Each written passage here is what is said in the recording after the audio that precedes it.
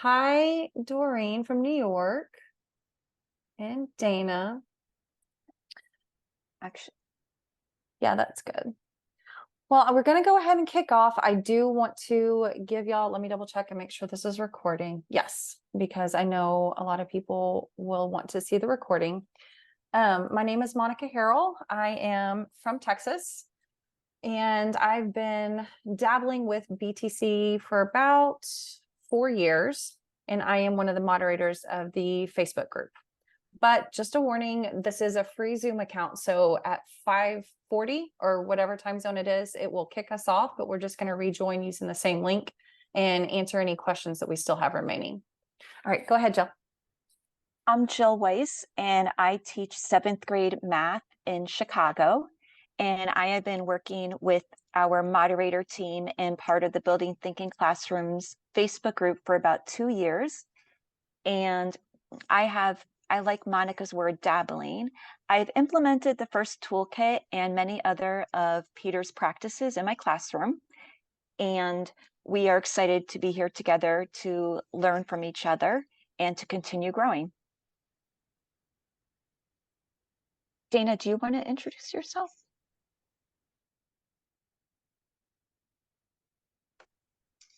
Hey everybody, I'm just joining to watch and support my fellow moderators. I've been a part of this with them for 2 years now, and I've been trying to implement Building Thinking Classrooms for 2 years with 8th grade and Algebra 1.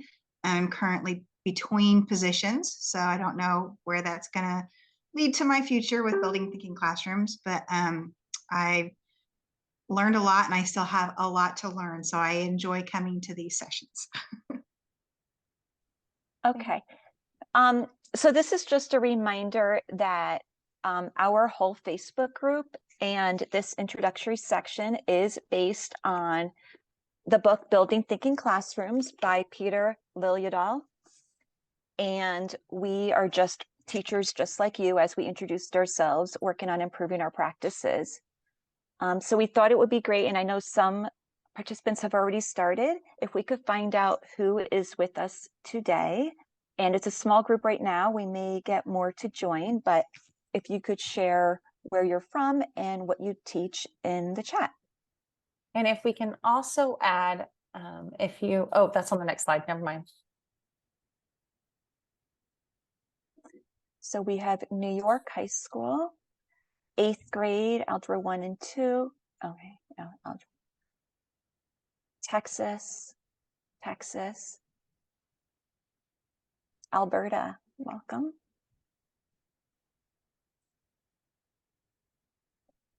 That's great, Matt. Great. Awesome. And we have a mix of I didn't see any elementary school. It looked like a mix of middle school and high school from different areas. And now this is just on a scale from 1 to 5. So we could see where everyone is at in their BTC experience and implementation. So 1 is you just heard about BTC. Maybe you went to a conference and you haven't read the book yet. You're brand new. 2, you read the book and you're a newbie. 3, you've implemented some of the practices. Maybe you're here for a refresher. 4, you've implemented the first toolkit, and hopefully you could share some of your experiences. Or 5, you've been implementing the practices for a while. So let's see where we're at. Let's see, 1 and a 1.5, love it. 3.5, 2. Nice to have y'all. Ooh, we've got a good mix. Oh, sorry. Okay. So we do have a mix. Okay. All right. So Building Thinking Classrooms is basically based on 14 key practices, and all of our slides and the information from our slides and all of our discussion comes from the book Building Thinking Classrooms. and from our experiences using these practices. So today's session is introductory and it focuses on the first 3 practices.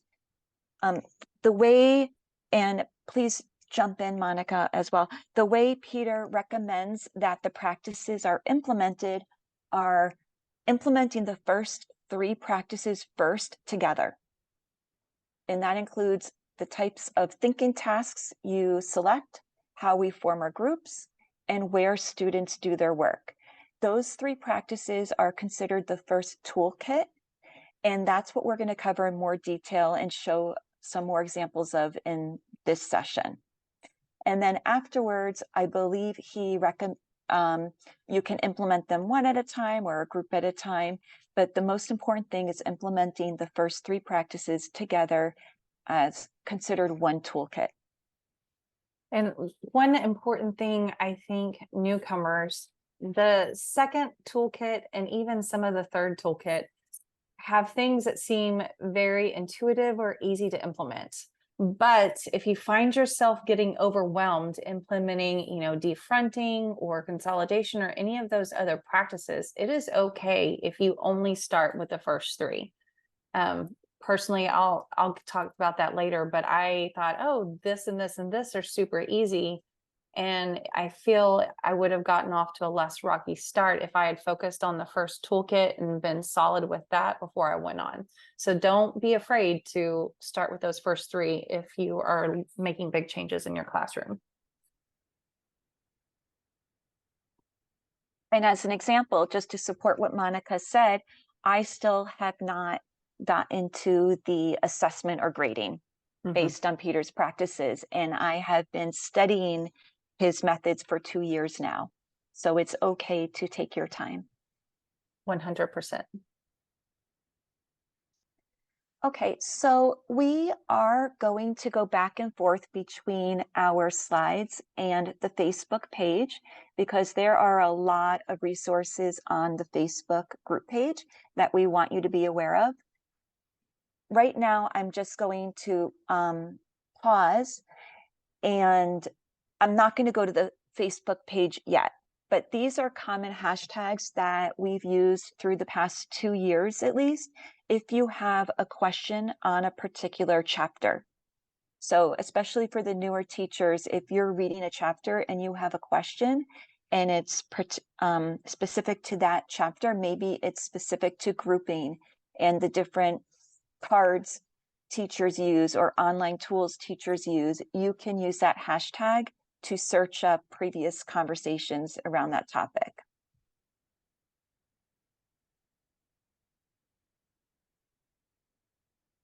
Okay, so the way we organized this session is we're going to go through the tasks, and then we're going to encourage conversation and questions, and then we will go through how we do random grouping, then we'll encourage questions, and then finally the non-permanent vertical surfaces.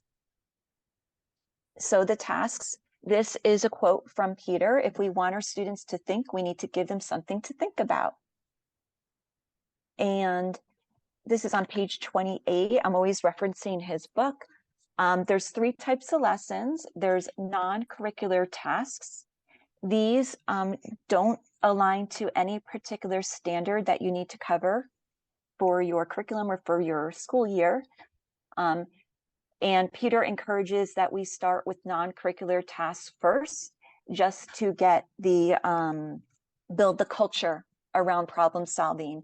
And then after you do a week, minimum 3 lessons of non-curricular tasks, and we'll go through examples of those, then we transition to scripted curricular tasks. So non-curricular tasks are just general problem solving to build culture, and scripted curricular tasks are those that we use that align to our curriculum. The third type of task, oh, go ahead. No, you finish that and then I'll jump in.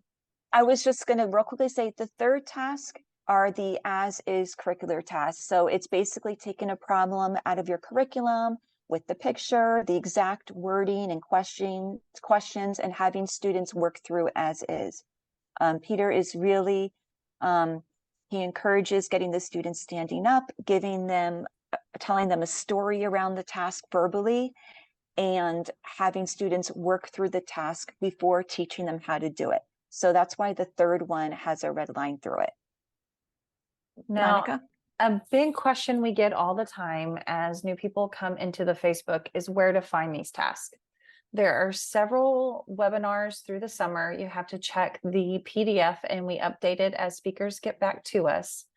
But if you check the PDF in the Facebook event, we do have some webinars specifically talking about thin slicing. We have some webinars talking about problem-based learning. Tomorrow, Alicia Burdes, and I may say her name wrong, I'm so sorry. She has been doing BTC practices for 14 years. And I know I'm joining that one because I'm really interested to see the progression that she's gone through. But as moderators and people add more resources to our Facebook group, we do have a collection of curricular tasks and non-curricular tasks that are organized by grade level.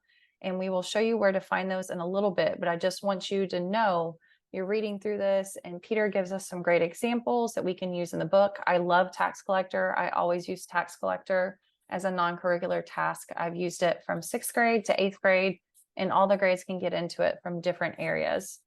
But there are so many more that have been shared in the group, and we'll show you where those are located a little bit further in our slideshow. I actually have it open right now. Can you see my Facebook? Absolutely. So if you're in the Facebook, oh, I'm sorry. No, go ahead. If you're in the Facebook, at the top on your computer screen, you can see it there. There's a tab that is called Guides. Now, if you're on your phone, it is under the featured button, and you just have to slide across until you get down to the guides. There's also like a thing under the manage and invite where you can see the guides, but the guides have all our most helpful information. And guide 2 is where we have the curricular and non-curricular spreadsheets.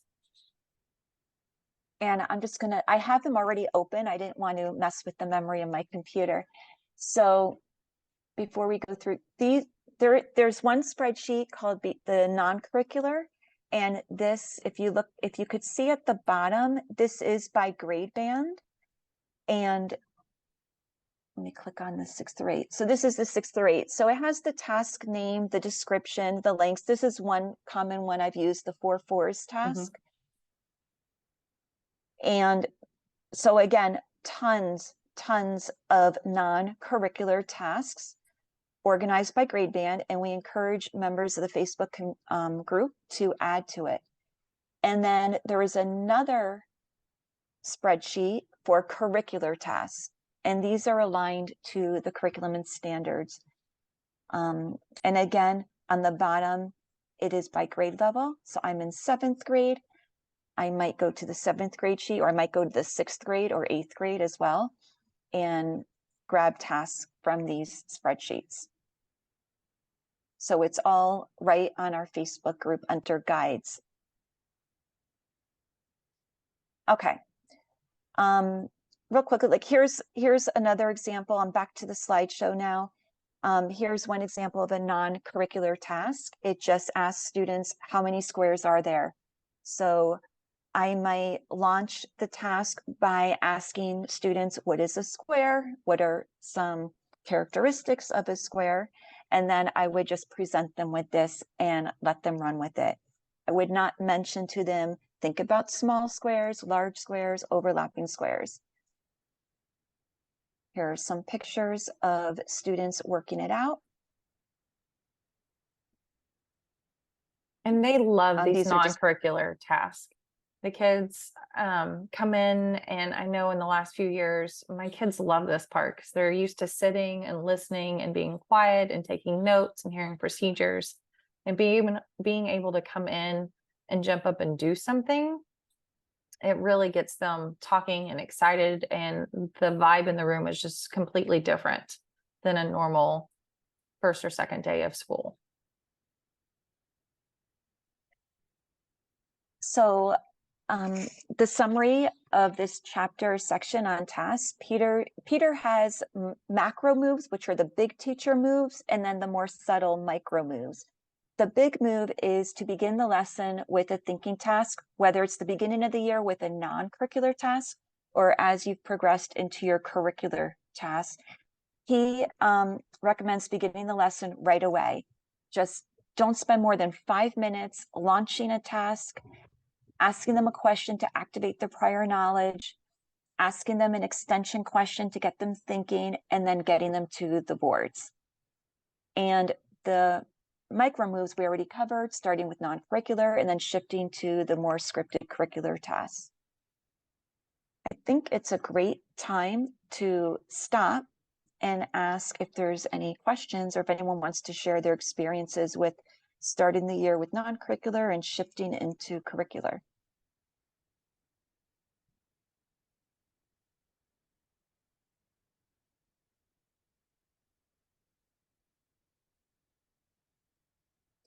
We'll just wait a minute to see if anyone, you can unmute your microphone or you could type in the chat. Any questions on the first practice?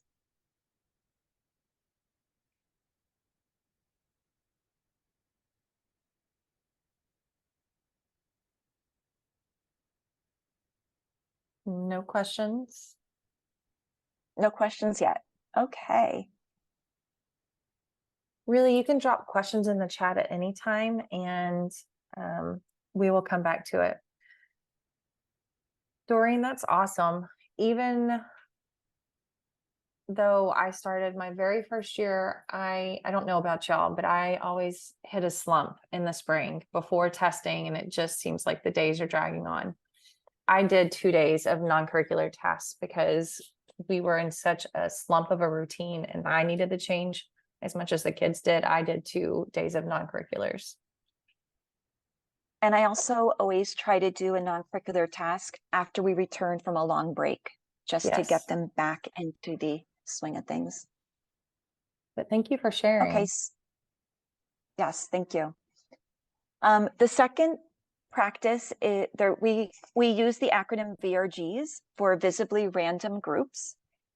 And when we keep the groups random, it eliminates perceived roles. First of all, I found it such a relief when I didn't have to try to plan groups anymore. It is so much easier to give students a card or to spin a wheel on an online tool and to have the process work it out on its own.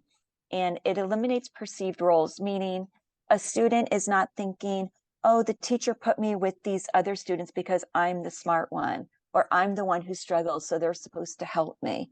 It helps eliminate those roles. It breaks down social barriers because students, as you continue to use random groups, students work with more of their peers, and they get to see different types of thinking, and they know that they're going to work with each other. So it really breaks down the social barriers to build up community. Do you want to talk about the cards versus online tools? Sure. There's many different ways that you can do these visible random groups. One of the big things in the book that Peter talks about is that the groups have to be shuffled randomly in front of the students. Otherwise, the way that they perceive the groups, even if you shuffle the cards, say before they come into the classroom, if you're a middle school teacher that has periods and maybe like 3-minute passing periods, you may try to do it at the beginning of the day to make it a little bit easier. But then the students believe that you had a hand in sorting those groups. So it's really important to be sure to sort them in front. Some of the options for using cards are Phase 10, Uno. I've seen a lot of teacher-made cards. I'm moving into science next year, so there have been some really cool cards that I've seen using different science tools or paint color swatches. I didn't see actual cards, but when I use cards, I use regular playing cards. Now, online tools, Flippity, Team Shake, and it's got $signs there because you do have to pay for that app, but I'll get to that in a second and why I was willing to pay for that app. different classroom screens, Class Dojo, and some schools have software that will randomize the groups for them, or they'll use seating chart tool to do the same thing. And I have to say that my first year, I used the cards. I used phase 10 cards. I have pictures in the following slides to show you how I implemented it. I implemented the cards a little differently because I still needed a seating chart and I still did attendance. So I had 2 decks of cards. I had one taped to a student's desk. So the student was the same card in my class, as long as they sat at that desk for attendance. But then I shuffled a different deck of cards to show them who they would be working with. And I'll show pictures of that. I loved the cards. It was so exciting to walk around the room and say, 2 of hearts, 3 diamonds, 4 clubs, you're at this board. And the kids loved it. And some of the members of our community started talking about the online tools and how much easier it was. And I was against online. No, the cards are so much fun. My second year of implementation, I switched to an online tool. And because I felt like it took less time and it was still exciting. So I guess it comes down to the teacher preference and what they have available or what other constraints they have. But both options are heavily used in our community. And I'm like Jill, I've done both kinds. One tip on using the cards is that I used to shuffle mine and I would know how many kids were on my roster. So I would automatically have that many cards for a group of 3. And then as they came in, I would let them choose a card. But to keep them, because mine, even through the year, they would want to trade, I would make them show me the card and I would comment, oh, you've got the Ace of Hearts, or oh, you've got the Queen, or whatever it was. And while I couldn't keep up with those 27 kids' children, I also knew my heavy hitters and which ones would try to change. So I would kind of remember them, but they couldn't. That made them more honorable towards the cards. They tried to switch less.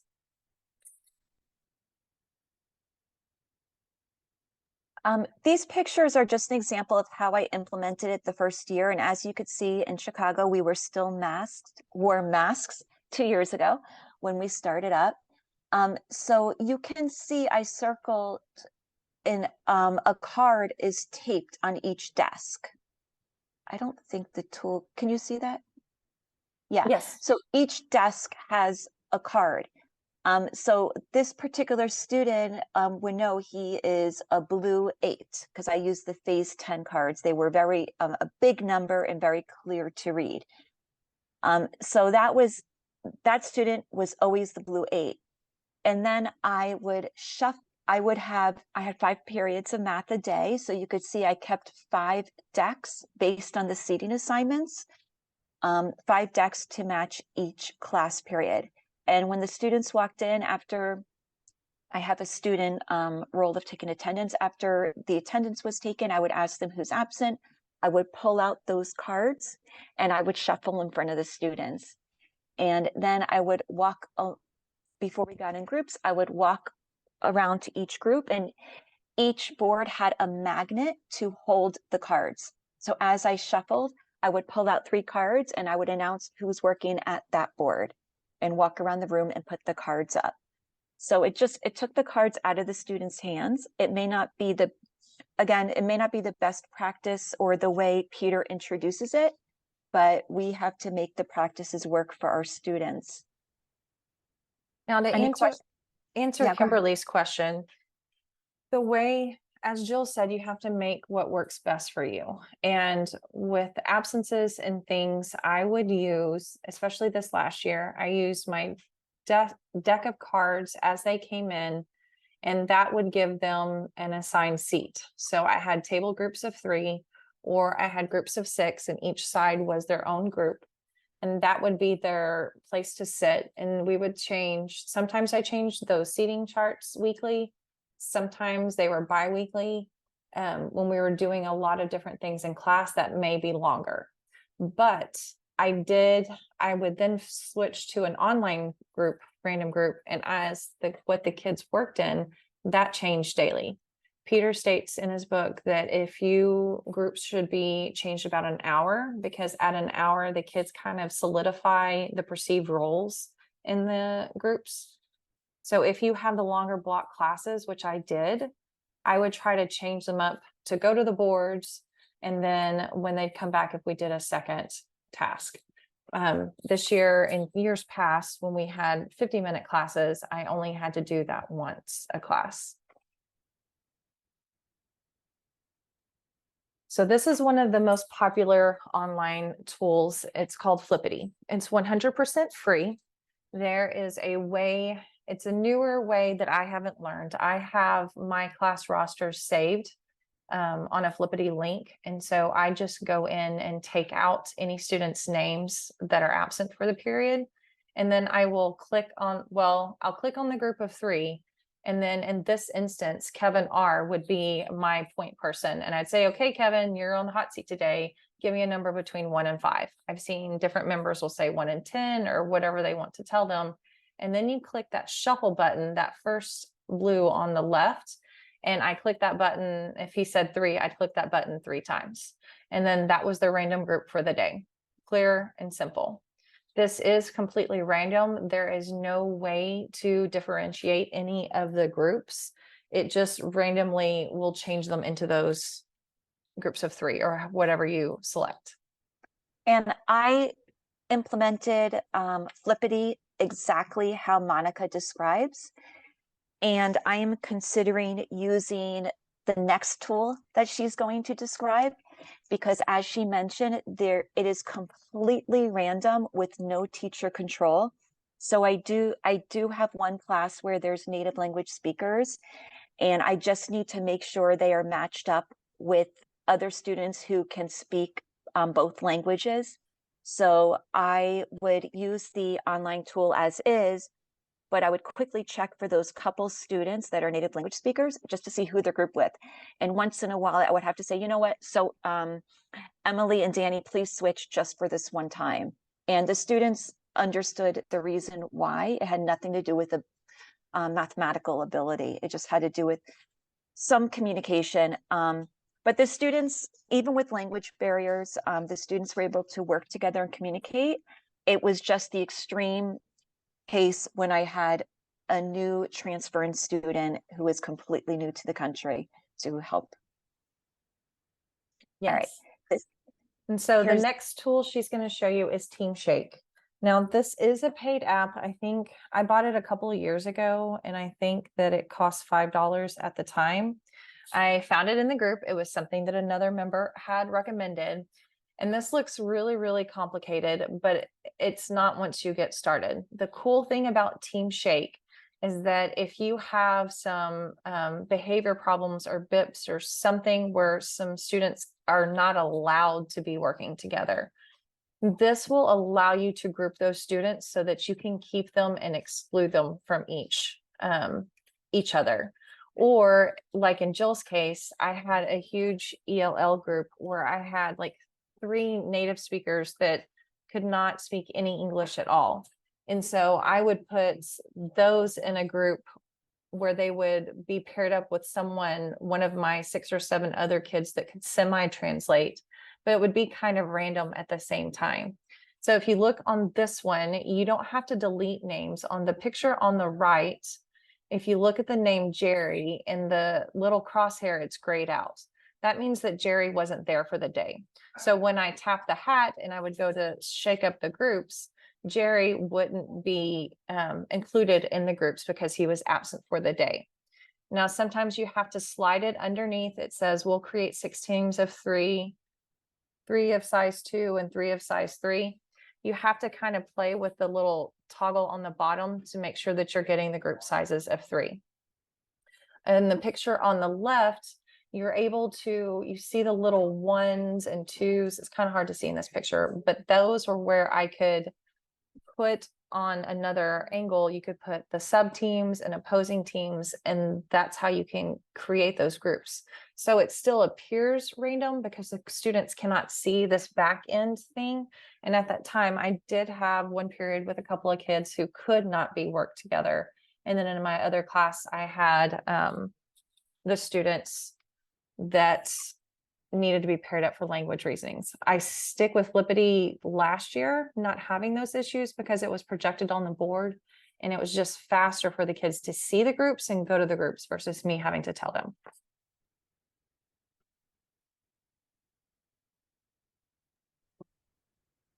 I think this is a great time to pause. And I know you've been keeping up with the chat. So again, the macro move frequently, Peter recommends we frequently form these random groups. As Monica said, every hour, if you are more than an hour, or if you're in we don't have any elementary teachers here with us today, but if anybody is viewing this video, you might want to change it each hour when you transition topics. Micro moves, we talked about groups of 3. And if you can't have an even number groups of 3, he recommends going down to groups of 2 rather than up to groups of 4. Students need to know where to go. So visibly, they need to know where to go, whether your boards are numbered with a marker or with a big card on top. I've seen some classrooms have, and they need to know that you know the groupings. And I like Mary, she had noted that she printed a spreadsheet every week. And so when the kids drew a card, she wrote it down and that kept the kids honest. I like that idea. And it's your attendance record.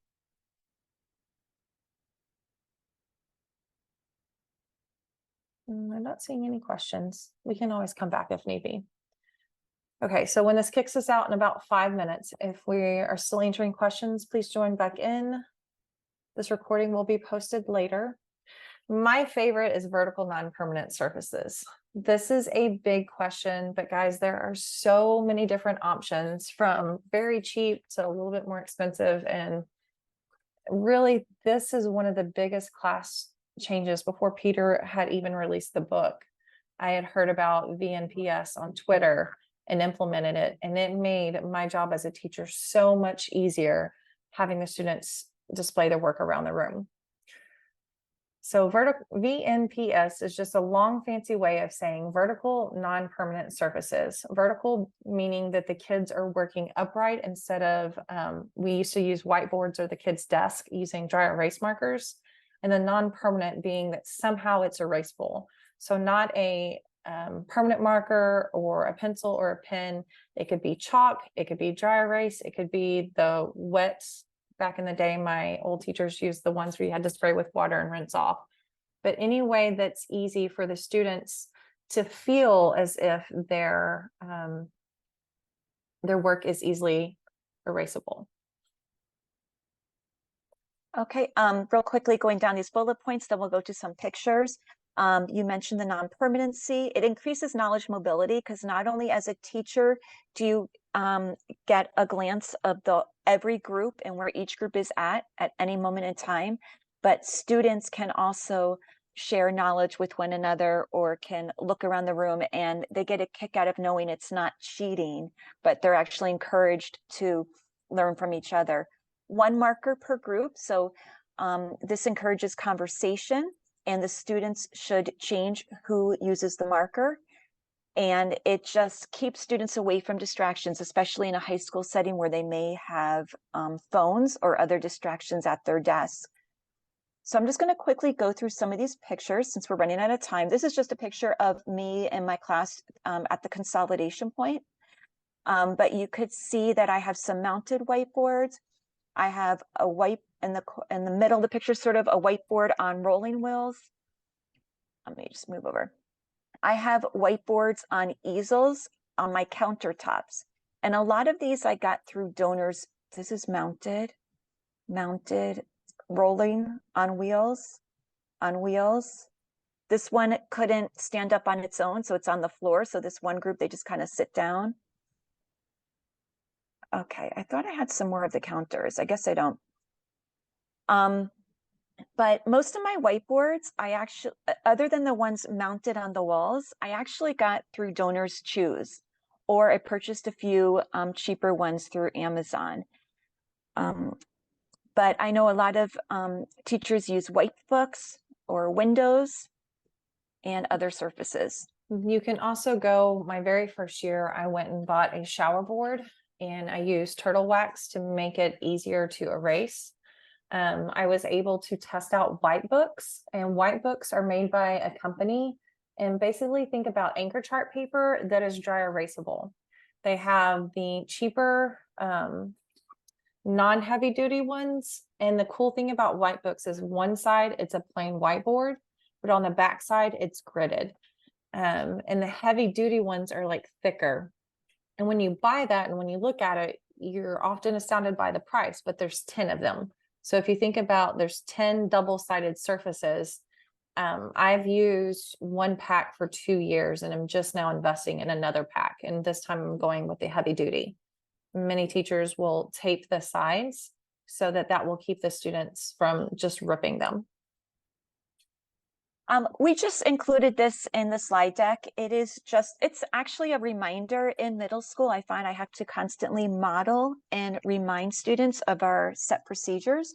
So as much as they know the procedures of going up to the board, I usually remind them why we are in random groups and we have one shared marker, take turns, work together, have meaningful conversations. I actually have conversation starters at each of the whiteboard spaces now to help them in Spanish and English.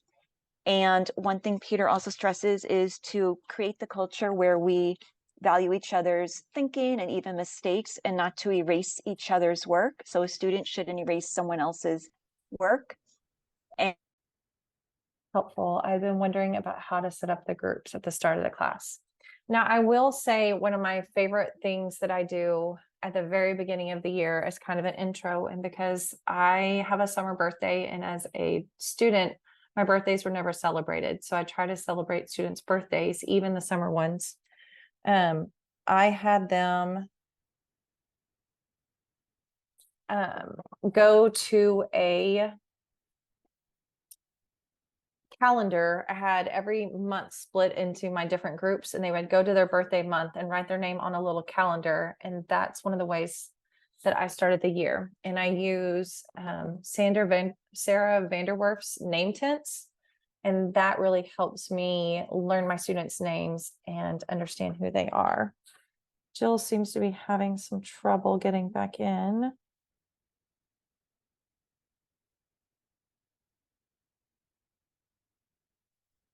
Let me go ahead and share the screen, my screen. So no, each name tent lasts for about a week. It's she has a PDF download that you can get on her website. And on the inside, I use the thicker cardstock paper and I fold it in half and I have them write their names horizontally. And then on the inside, I ask them a question each day. They write it down. I make mine span. Our first week is always 3 days, then followed by 5 days. So I kind of space them out, or some days I run out of time and I use them religiously. So then as I have them put them in my turn-in box, so my students learn where my turn-in box is, and I rubber band them and use those and write back to them each night for the first week and a half. It is a bit time consuming, but I love going back in Christmas and rereading them. And then I know the students, so it's really fun to connect those. So let me share my screen. She is having trouble getting back in. So I will share this and we can, hopefully she will get back in with us soon. And I apologize for any lagging.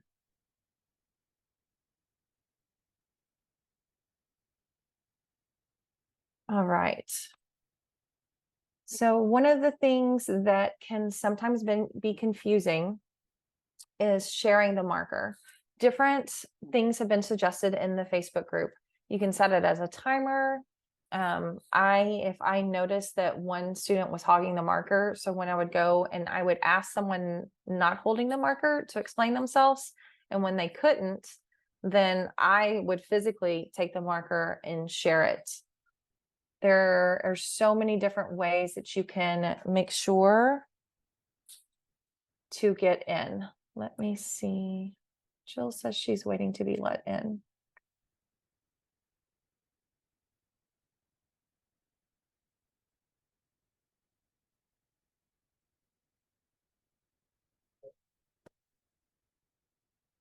Sorry, guys.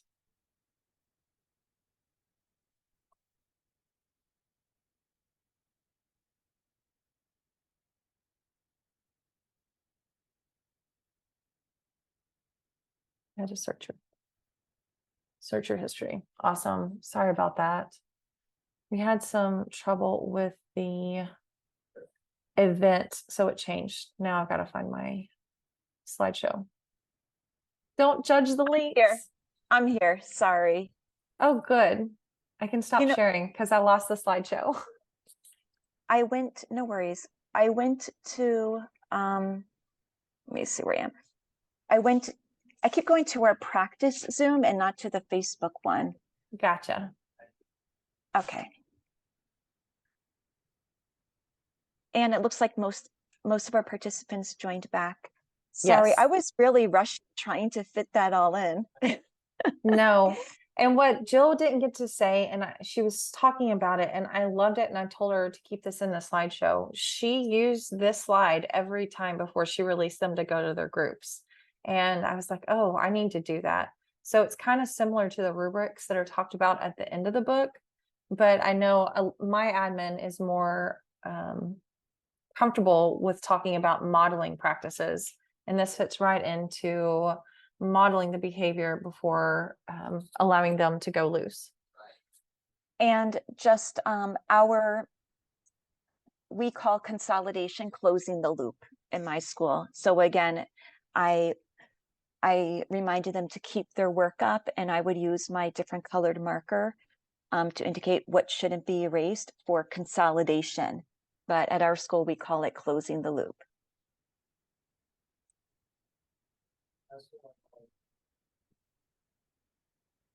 Were there any questions about the vertical non-permanent surfaces? I am going to try and share the link to Whitebooks.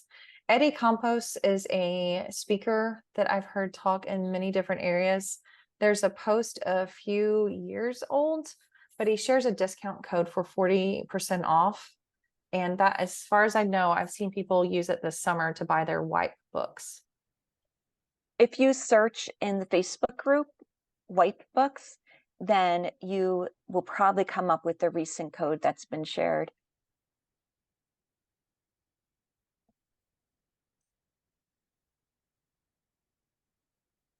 As you're looking for that. So this was basically a summary of what we covered today, the first toolkit, the tasks, the random groups, and the whiteboards. And we started to show you on the Facebook group, there's the different guides with videos. I love going to the guide 3 for the videos and the podcasts, especially because it has been updated with the more recent podcasts, most notably Think, Think, Thunk, which I love, where Peter introduces revisions and newer ideas. And I think that's it. So I want to touch on that guide 3 and guide 4. We talked about guide 2 earlier in the meeting, but guide 1 is we have a welcome video and we have some overviews. And that welcome video is, if you are somewhat technically challenged, like I was when I first started, it shows a video of going through and where to find the search bar. There are so many great things that might have been posted 2 or 3 years ago. But if you search a particular thing, like I would find myself searching equations, or I would find myself searching whatever topic I was looking for, and I could go back and see videos of that topic. So if you look at those videos, it will show you how to search and where to find the guides. We talked about guide 2, which has the non-curricular and the curricular task spreadsheets. Guide 3 has videos. So we hosted, not just us, there was a bunch of teachers that hosted webinars like this last year. Then also Peter very graciously comes in about twice a year and will do a Q&A. And those webinars are posted in the videos spreadsheet. And the Think, Think, Thunk podcasts this summer that are dropping. Those are some really amazing things to hear. And another one, I don't know if you're like me, but I want to try to connect with people in my state, because in Texas, we have TEKs instead of Common Core. And so while there is some overlap, it's always easier to work with someone from your area. So we created a spreadsheet under the guide 4 where you can, if you're looking for people or if you want to connect, you can put as much or as little of your information in there and then connect with people who might have your same curriculum or they might be in the same state as you. So we really try in the Facebook group to look for things that members are looking for over and over and provide those resources for you.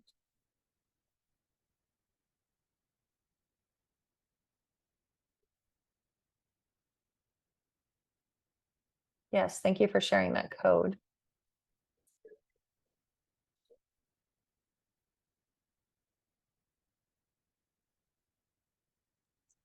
I think that's all we have Mm-hmm.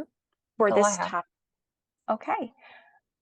Thank you so much for joining us, everyone. We appreciate it. If you have any questions, feel free to unmute. It's a small group right now. Otherwise, we'll see you at the next session, which I believe is scheduled for tomorrow. The white book is, if you think about like the 3M anchor chart paper, it's exactly that size plus a little bit more. There is a black top to the white book and it has holes in it to make it easier to mount. I've done different things. This past year I had cinder block walls. So I put a poster board behind it to kind of keep where the kids are writing in those grooves from ripping through them. And I use double-sided Gorilla Glue, but I've used 3M products. I've used hot glue. There's all kinds of different ways to attach it to the walls. Or Peter, when he goes around, he uses painter's tape all the time. He'll put them up for a day. Yes, I have followed Math is Figureoutable by Pam Harris for a long time. And I have loved listening to her podcast because I kind of feel that her problem strings can be tweaked or used with little tweaking to fit in with a thin slicing. Agreed. And again, if you missed the first of it, there are some webinars later on in the month about specifically thin slicing and more in-depth look at different types of curricular tasks. So just be sure to check the pictures to see when those are coming up. Share a classroom and move between classrooms, so I cannot do something that I cannot take down. Well, then the white books with painter's tape would work really well because that painter's tape doesn't damage. And it could probably be something that you could build in your classroom routine about the kids once they've got their number, number 1 goes here, number 2 goes there. And the really cool thing is the white books, the thing they ship it in, the mailer, it has these like removable tabs. So you can easily like stick them back in there and fold the thing up and take it to the next class.